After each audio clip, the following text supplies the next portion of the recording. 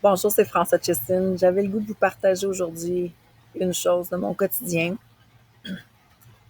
qui m'aide à prendre des décisions difficiles. Souvent, on pense que le yoga, c'est bon pour le corps, l'esprit.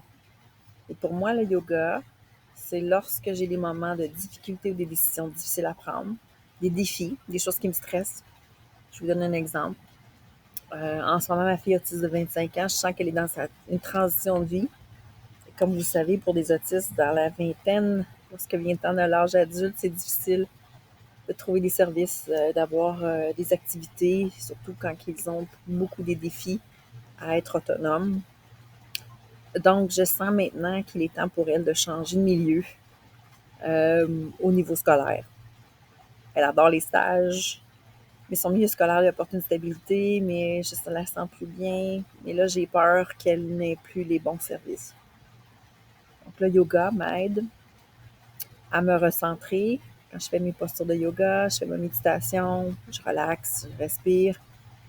Mes doutes et mes craintes restent là, mais je me sens plus solide à l'intérieur pour prendre une décision difficile et de faire confiance.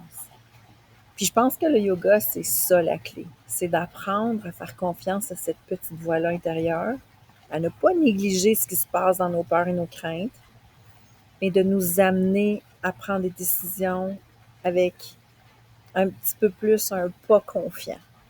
Donc, pour moi, les postures m'amènent à faire ça. Donc, si vous êtes un adulte qui travaille avec les enfants, qui avait aussi des défis, on a tous des défis. Si vous êtes un parent qui devait prendre des décisions difficiles pour le bien de votre bien ou le bien des autres, de vos enfants ou de votre entourage, c'est important de faire du yoga parce que c'est ce qui nous amène dans la piste de la confiance et aussi qui nous ouvre des portes euh, dans l'inconscient. Et parfois, il y a un chemin qui se trace. Pas parfois, tout le temps. Il y a un chemin qui se trace. Un chemin des fois qui n'a pas été celui qu'on a imaginé. Et c'est ça le yoga. C'est ça la pleine conscience. C'est ça, s'ancrer.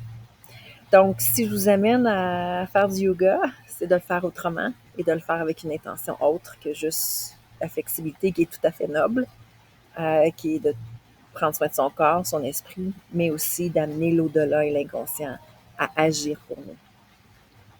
Et ça, c'est ça le pouvoir du yoga et de la pleine conscience. Donnez-moi votre avis. J'ai hâte d'entendre vos histoires.